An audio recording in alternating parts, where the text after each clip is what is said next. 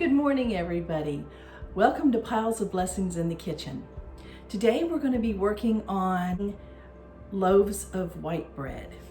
Okay, I've had a lot of people ask me about making them, and so this is how to do it. I'm going to go ahead and let you see exactly what we need to get started.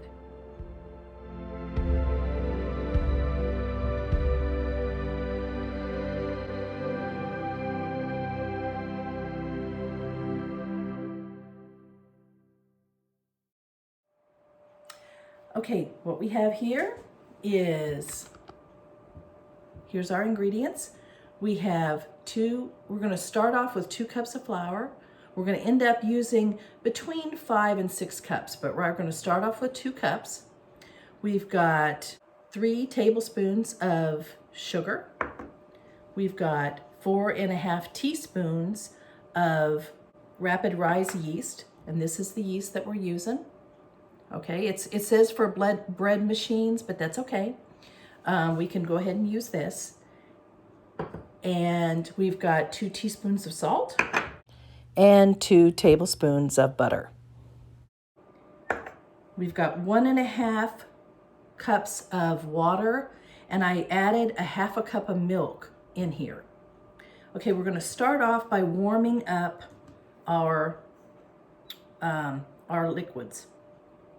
And for those of you who don't know, there is a difference in measuring cups, okay? This type of measuring cup is for liquids, and this type is for dry ingredients, okay? Just in case, because I never knew, and somebody had to teach me. So anyway, just in case you didn't know, there is a difference in how they measure, okay? So this is for liquids. So anyway, so we're going to head and add our butter to our liquids because we're going to warm them up, okay? We're gonna put this in the microwave. The recipe says to start at 15-second intervals. And then usually I find that for, like I said, for the instant yeast, okay, or the RapidRise yeast, you want your stuff to be just a little bit warmer, your liquids to be a little bit warmer. Usually I find out that if you put it in the microwave for about 30 seconds, that is warm enough to get started with, okay? While that's warming up, we're gonna go ahead and add all of our dry ingredients, okay? Here we go with our flour and our 3 tablespoons of sugar, our 4.5 teaspoons of yeast, and our 2 teaspoons of salt. I'm gonna mix that up a little bit. See? Okay, we took it out of the microwave, and you'll notice that the butter is not melted all the way. That's okay. You want to test it a little bit. And yes, it's pretty warm. That's good. So what we're going to do is we're going to add this into our dry ingredients. And then we're going to move over to the mixer. Okay, you'll notice that I'm fitting my mixer in with the dough hook. This is a dough hook. Looks different than the regular mixer thing. Okay, I'm going to raise this up, and we're going to mix it for 2 minutes at medium speed. I'll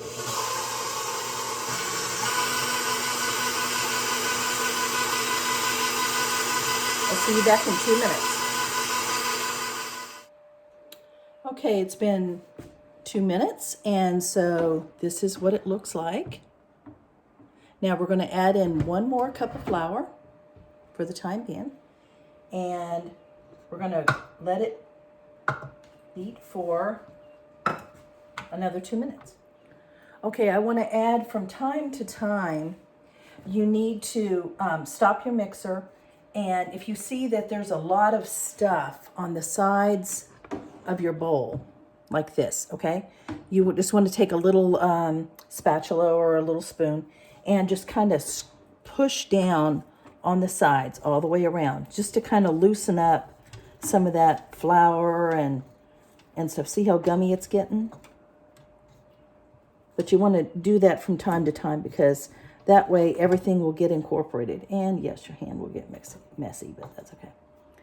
All right, back to me. Okay, it's been about 2 minutes. So now what we're going to do is we're going to start adding more flour in. What we want to do is get the mixture to clean the sides of the bowl for you so you don't have to do it. So then it'll start getting to be the right consistency for the dough.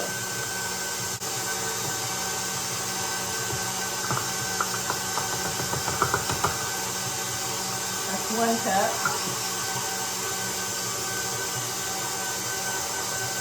And you're gonna want to let it mix for a while. I'm going to keep on adding more flour until it gets to be the right consistency. And I'll be back.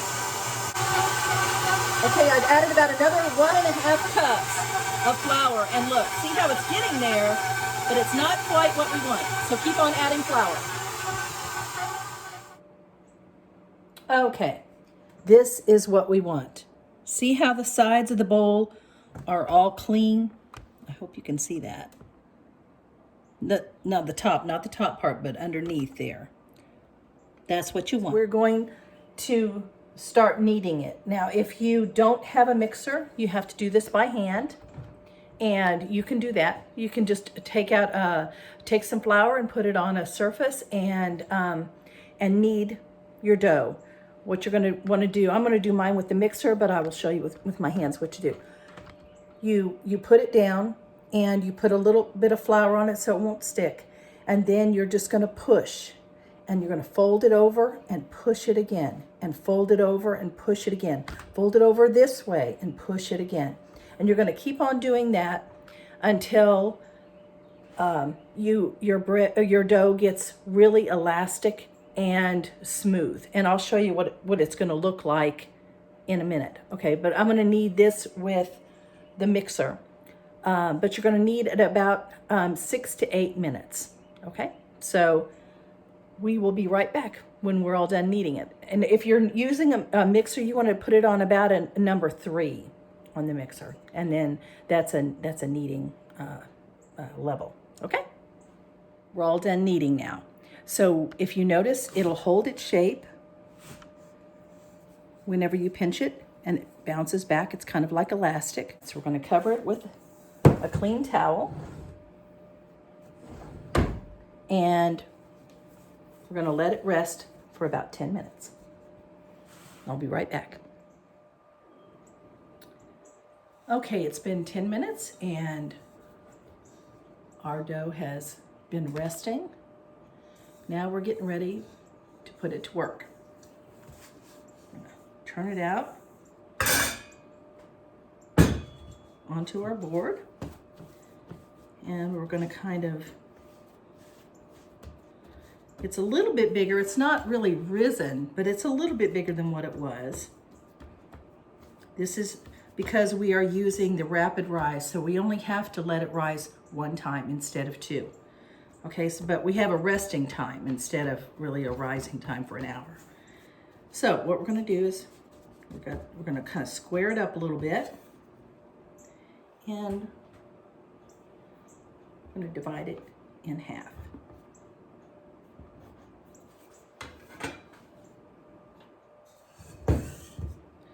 Put half of it back in the bowl just for a little bit while we work on this one.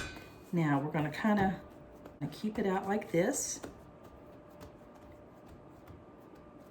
and then we're going to fold it in on itself, okay?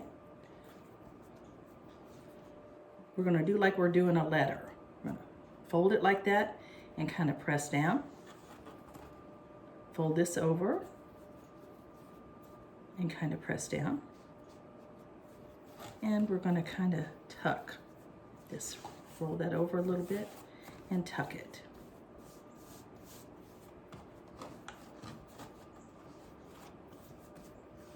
So we've got a shape kind of like that. Now, I've got 2 bread pans ready. These are just plain, cheap little aluminum bread pans, but they work great. And I've sprayed them on the inside with non-stick spray. And we're going to fit our roll just in there like that. Now we can press down a little bit just to kind of make it fit better. So see, that fits in there pretty good. Now we'll do the other one. Now what we're going to do is get our towel, and we are going to place it over the top of both of these and put them in a warm spot. I put mine on the top of my stove because that's a pretty warm spot in my kitchen. And then we're going to let them rise for 1 hour. And then we'll be right back. Okay, it's been an hour, and so we are going to check our bread. Look at that. Isn't that pretty? Nice and fluffy. Now, what I've got here is about 2 tablespoons of butter, and we're just gonna put a little bit over the top. We have to be very, very gentle when we do this. This will give it a nice browning on the top. But we got to be real careful because it's really fragile. So we don't want to press too heavy. I'm just going to put a little bit on here. When we're done baking it, we'll put some more on top. I've got my oven preheated to 400 degrees.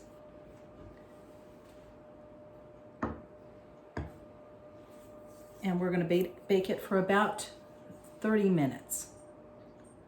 So we'll be back when it's all finished. Well, we are back. It's been a half an hour and our bread is out of the oven. Look at this. Isn't that wonderful? Okay, now we've got to make sure that it's done. And this is how you know. Can you hear that? And it springs back. So it's done. That's how you know. It's got like a hollow sound to it. Is let this rest for about a half an hour, and then we will take a slice of it, because we have to let it rest a little bit so it doesn't become gummy inside. You don't want to cut into it right away. Okay, we'll be back in about a half hour. I almost forgot. With the rest of the melted butter, we want to brush the tops of the bread when it's all finished to help it retain its softness. Okay, it's time for the unveiling. Here we go. Yeah, this is so nice. And with the butter on the top after it came out of the oven, look how nice and soft it is. So we'll take the loaf over here. A lot of times it's easier to cut it if you put it on its side.